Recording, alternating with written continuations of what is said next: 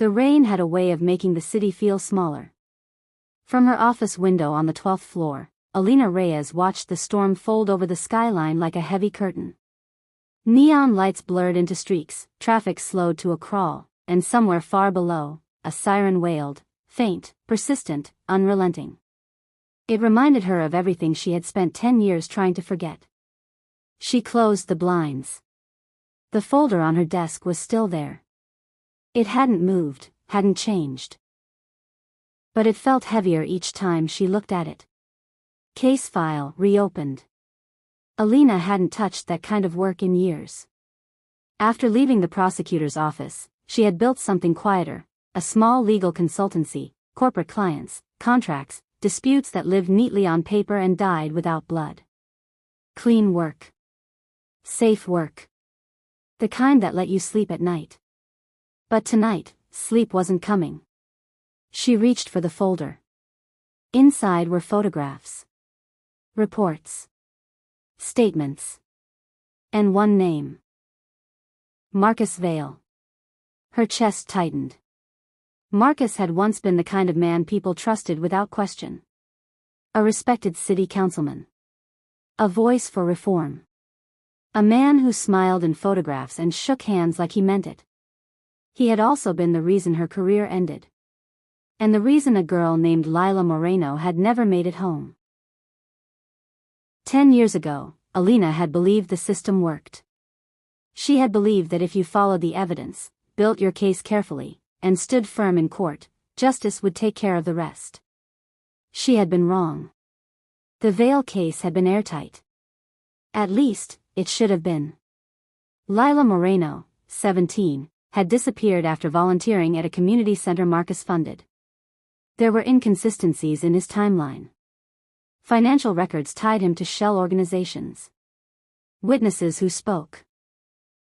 Then suddenly recanted. Alina had pushed harder than anyone wanted her to. Her supervisor warned her to slow down. Not everything needs to be a war, he had said. But Alina had already seen too much.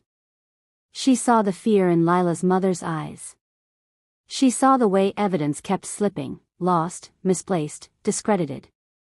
And she saw Marcus Vale standing at press conferences, calm and composed, speaking about tragedy as if it were a distant inconvenience. So she pushed. And then everything collapsed. A key witness withdrew their testimony. Crucial documents were deemed inadmissible. The case unraveled in court, thread by thread, until there was nothing left to hold. Marcus walked free. Alina didn't. Within weeks, she was removed from the case. Within months, she resigned. Officially, it was professional misconduct. Unofficially, it was a warning. Some fights weren't meant to be won. The rain eased slightly, tapping softer against the glass. Alina flipped through the new file. Recent activity. Unusual financial movements. Anonymous tips. A journalist who had started digging, and then gone silent. Marcus Vale was back in the spotlight. And someone wanted Alina to look again. At the bottom of the folder, a handwritten note. You were right the first time. No signature. No explanation. Just a reopening of a wound that had never truly healed. She didn't mean to go that night. She told herself she would wait. Review the documents. Approach it carefully. But something about the storm, about the weight of that file, pushed her out the door before she could think better of it. The Moreno house hadn't changed. It stood on a quiet street, paint slightly faded, garden overgrown but still trying. Alina hesitated before knocking. 10 years was a long time. Too long. When the door opened, Rosa Moreno looked older, but her eyes were the same. Sharp. Tired. Unforgiving. For a moment, neither of them spoke. I shouldn't have come, Alina said finally. Rosa studied her, then stepped aside. No, she said quietly. You should have come sooner. The house smelled faintly of coffee and something sweet, cinnamon, maybe. There were photographs everywhere. Lila at different ages. Smiling. Laughing. Alive. Alina couldn't look at them for long. "You're not the first," Rosa said, setting 2 cups on the table. Alina frowned. "What do you mean?"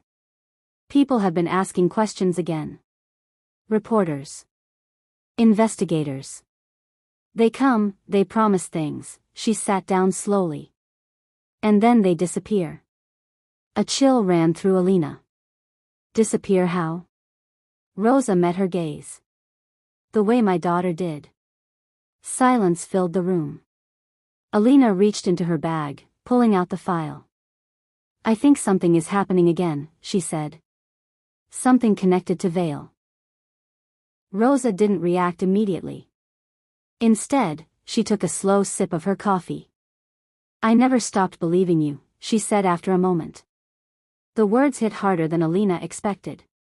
"I lost that case," Alina said. "I couldn't prove it." Proving and knowing are not the same thing. Alina looked down at her hands. "I need to ask you something," she said. "Did Lila ever mention anything unusual before she disappeared?" Rosa was quiet for a long time. Then she stood. "Come with me." Lila's room had been preserved exactly as it was. Books on the shelf. Clothes neatly folded. A desk with scattered papers and a small lamp. Time had stopped here. Rosa walked to the desk and opened a drawer. "I didn't show this to anyone," she said, pulling out a worn notebook. "Not even you." Alina's heart raced. "Why?" "Because I didn't trust what they would do with it." She handed it over. Inside were pages of handwritten notes, observations, dates, names. Lila had been keeping track of something. Alina flipped through quickly. Community events. Meetings. People entering and leaving restricted areas. And then. Marcus Vale. Multiple entries. Times. Locations. Strange interactions. "This is evidence," Alina said, her voice tightening. "Why didn't you?" "Because every time I gave them something," Rosa interrupted, "it vanished." Alina froze. The truth settled in slowly, heavily. This hadn't been a failed case. It had been a controlled one. That night, Alina couldn't sleep. She spread everything across her apartment floor, old case files, new reports, Lila's notebook. Patterns began to emerge. Connections she hadn't seen before, or hadn't been allowed to see. Organizations linked through funding. People moving between roles, positions, influence. And always, somewhere in the background. Marcus Vale. But he wasn't the center. He was a piece. A visible one. Which meant there was something deeper beneath him. Something larger. Something that had survived 10 years without being exposed. Her phone buzzed. An unknown number. She hesitated, then answered. Alina Reyes. A pause. Then a voice. "You're digging again." Her pulse quickened. "Who is this?" "You should stop. Give me a reason to." Another pause. Then, quieter. "Because the last person who didn't stop is dead." The line went dead. By morning, fear had turned into something else. Anger. Not the loud kind, but the steady, quiet kind that refused to go away. Alina returned to the office. She locked the door, shut the blinds, and made a decision. If the system had failed before, she wouldn't rely on it this time. She would build something stronger. Something undeniable. She reached out to the one person she swore she never would. Daniel Cross. An investigative journalist with a reputation for finding things people wanted buried. They had worked together once, briefly, before everything fell apart. He answered on the second ring. "Well," he said, "this is unexpected. I need your help." A beat. About time, he replied. They met in a crowded cafe, the kind where conversations blurred into background noise. Daniel looked older, sharper, but his eyes still carried the same restless energy. You look like someone who's about to make a bad decision, he said. I already have. She slid the folder across the table. He skimmed it quickly, then leaned back. You're reopening Veil? No, Alina said. I'm finishing it. Daniel studied her. This won't be clean, he said. You know that. It wasn't clean the first time. He nodded slowly. Then we do it right, he said. No shortcuts. No assumptions. Just evidence. Alina exhaled. Agreed. But deep down, she knew. This time, evidence might not be enough. Days turned into weeks. They followed leads, tracked financial trails, interviewed people who were willing to talk, and many who weren't. The deeper they went, the more dangerous it became. Names surfaced. Influence spread wider than either of them expected. And the pattern became undeniable. This wasn't just corruption. It was a network. Carefully maintained. Quietly protected. And at its edges were people like Lila. People who saw too much. People who asked questions. People who disappeared. The breakthrough came late one night. A file Daniel managed to obtain, encrypted, hidden within layers of data. When they finally opened it, everything changed. Records. Transactions. Communications. Proof of coordination between multiple high-level figures. And right in the center. Marcus Vale. Not as the mastermind. But as the gatekeeper. The one who ensured everything ran smoothly. Alina stared at the screen.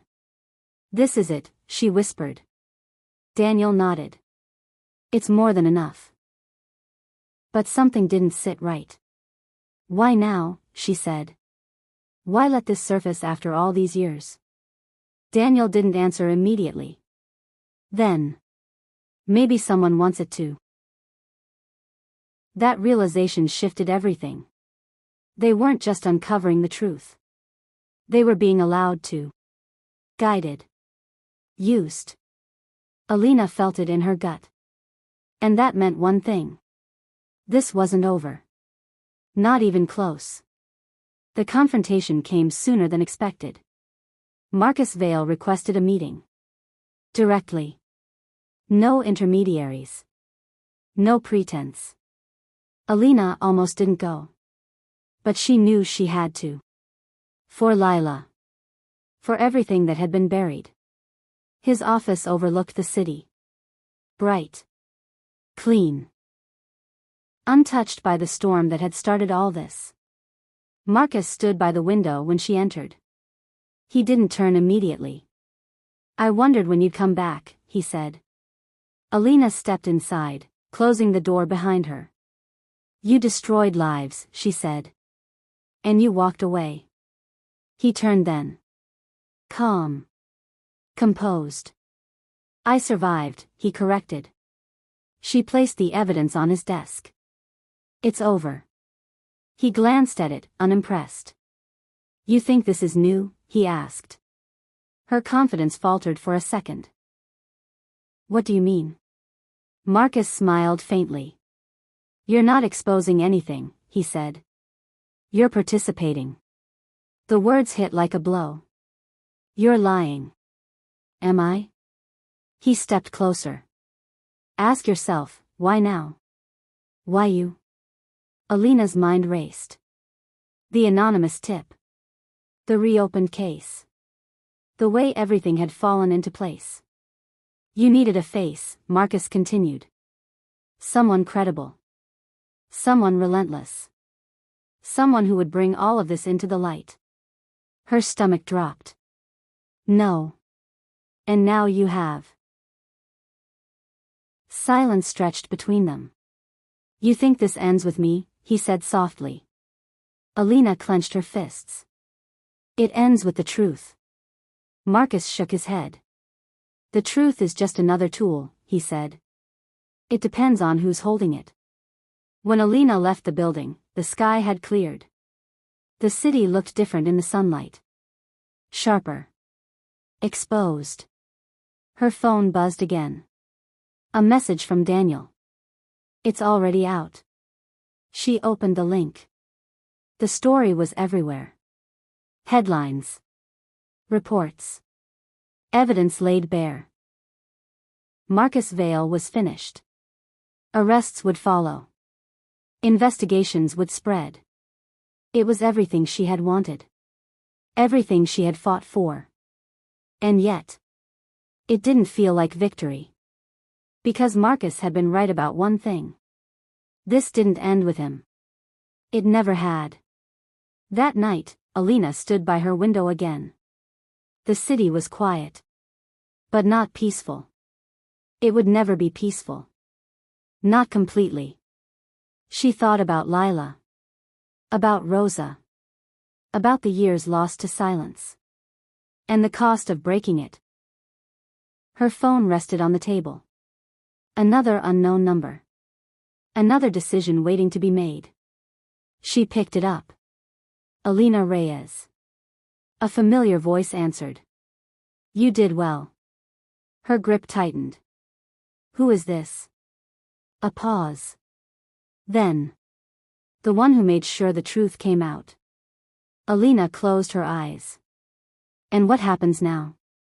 The answer came without hesitation.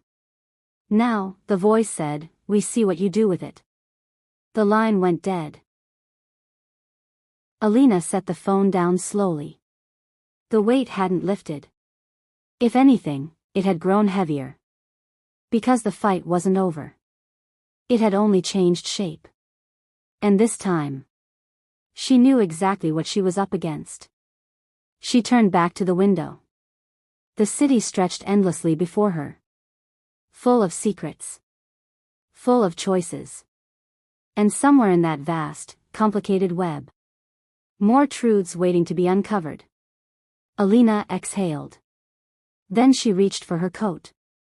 This is the end of the story. More story in 2 weeks' time.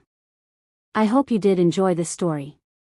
See next time here at Midnight Mirage. Don't forget to subscribe if you are new and share with family and friends.